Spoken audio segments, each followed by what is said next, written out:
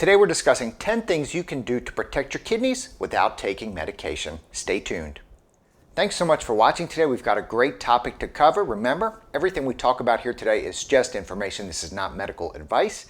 My name is Dr. Blake Schusterman. I'm a board-certified kidney doctor, and I'm also the cooking doc. And every week, we try to tackle one topic that will help benefit your kidneys. So make sure you subscribe to my channel, hit that like button, click that bell so you never miss a new recipe or a new health tip.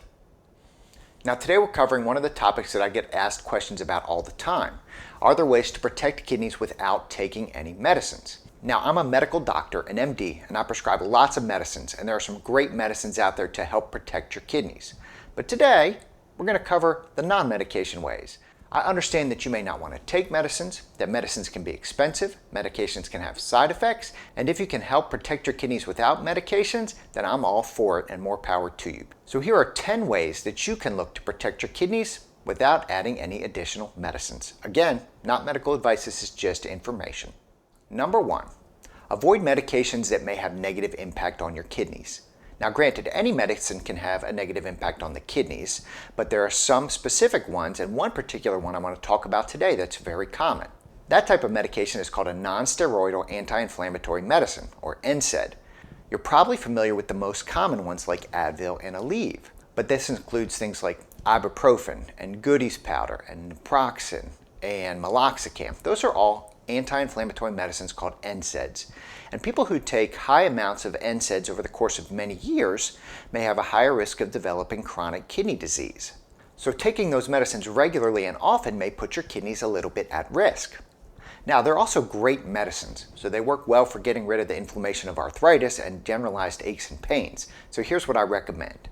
Again, talk to your doctor. This is not medical advice. Now, if you have early stage kidney disease or are at risk for kidney disease, I recommend that you take these medicines only when you need them. So take as few pills as possible and as rarely as possible. That'll help keep your kidneys protected and at less risk from these medicines hurting them. Now, if you have late stage kidney disease, you may have to avoid these medicines totally. So make sure you talk to your doctor to see where you fall along that spectrum and whether or not it's safe for you to take these medicines occasionally.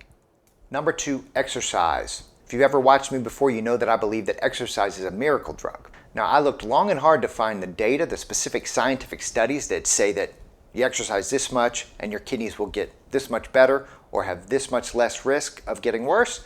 I couldn't find anything. So there's no specific data that I found that directly links exercise to better kidney function, but exercise in general is great for everything, body and mind. So I encourage people to get moving because I believe it may lower your risk of obesity or diabetes, help protect your blood pressure, and those kind of things can help protect your kidneys. Now, how much exercise and what kind of exercise to do, I don't think it matters. Just get moving any way you like and any way you enjoy. There are some recent studies that say that just 3 to 5 minutes of vigorous activity a day can help protect your health in the long run. Running up the stairs or even walking up the stairs quickly or walking around the neighborhood quickly, those kind of things can have a great impact. So don't wait, get moving today.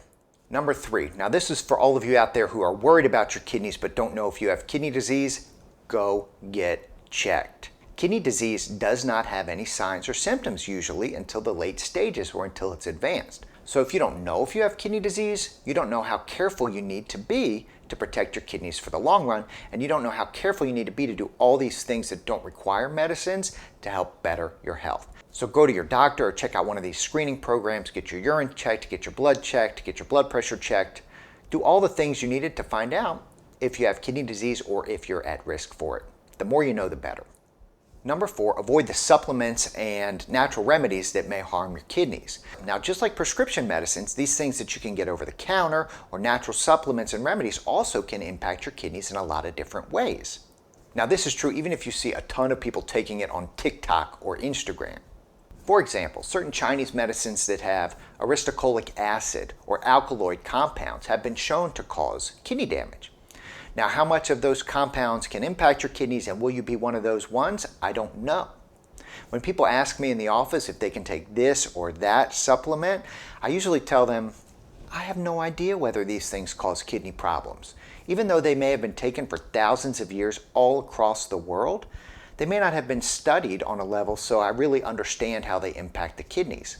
They often may not have been taken in the amounts and the concentrated doses that people are taking them these days. So the bottom line is just to be aware of everything you put in your body. Even though an influencer or some doctor says you can take it safely on TV, and even though it may have been taken for thousands of years, make sure you're careful, make sure you know what you're putting in your body, and make sure you talk to your doctor about whether or not those things are safe, even though they may have no idea. Number 5, maintain a healthy weight. Now, of course, this is easier said than done, but obesity puts you at risk both for diabetes and high blood pressure, the two most common risk factors for development of kidney disease. Also, obesity in and of itself can cause kidney damage. So trying to exercise and watch what you eat and talking to your doctor about other options to keep your weight stable is very important. Now, even if you can't lose weight, I tell people it is a success if your weight does not go up. As people get older, especially like through their 30s to 60, they have a tendency to gain weight. So if you're putting on 2 pounds each year, that really adds up. So if you can go through a year and maintain that same weight, that's a success. So do the best you can. I don't want you hyper-focused on your weight, but understanding that obesity is certainly a risk factor for kidney disease. Number 6, drink water. Water is the healthiest thing that you can drink for your kidneys. It's readily available usually, it doesn't have any calories, you can drink it without worrying about side effects for the most part. Now, what you don't have to do is drink 100 ounces of water in one of those big containers every day. There's no benefit in most cases to drinking extra water, it just may make you urinate all the time. So just make sure you're staying hydrated by drinking mainly water. Choose water when you're thirsty instead of sugar-sweetened beverages like soda, juice, energy drinks, sweetened coffee drinks. Reach for just plain water and have an extra couple cups when you're outside in the heat and you'll be good. Number 7, eat for your kidneys. Now, I wrote a whole book on this. You've probably seen it, The Cooking Doc's Kidney Healthy Cooking. But here's a 30-second version because food can make a tremendous impact on your overall kidney health. Learn to cook at home. Use vinegars, herbs, spices, and citrus to flavor your foods instead of salt.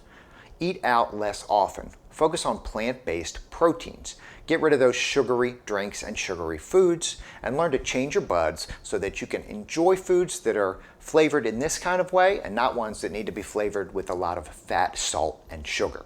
And look at the Mediterranean diet and DASH diet as options to better your health and keep your kidneys functioning as well as they can. That's really all you need to know. Okay, you with me so far? How many of these things are you doing on a daily basis? I'm just curious. Let me know in the comments. And if you like what you're seeing here, make sure you subscribe because we talk about great things like this every week. Number 8, maintain control of your diabetes if you have it. Diabetes and high blood sugars over time can cause direct damage to your kidneys. So if your A1C is staying very high, you're at higher risk of developing kidney disease and ending up on dialysis. Now, medications are great for managing diabetes, but there is probably a lot that you can do with your diet to help keep those sugars down as well. So a healthy A1C, better kidneys. Number 9, and just like everything else we've talked about, this one is good for your overall body as well as your kidneys. Quit smoking. There was a 2019 Korean study that showed that you were more likely to develop kidney disease requiring either dialysis or a kidney transplant, that's called end-stage kidney disease, if you were smoking. And the more you smoked, for the longer you smoked, the more cigarettes you smoked, was proportional to your risk. So if you smoke a lot, you had a higher risk.